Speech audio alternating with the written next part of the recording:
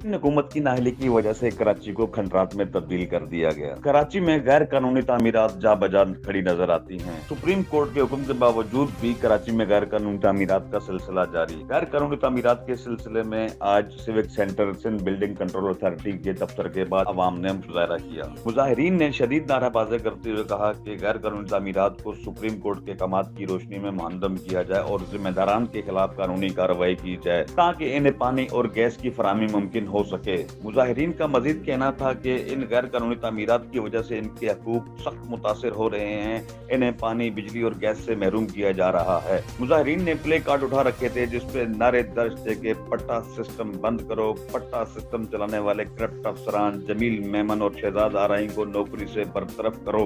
गैर कानूनी तामीरात मुस्मार करो। पुरानी सब्जी मंडी में KMC की जगह अल मदनी हाइट्स को फौरी तौर पर मुस्मार करें। Waseem Ahmed, international express news, Karachi.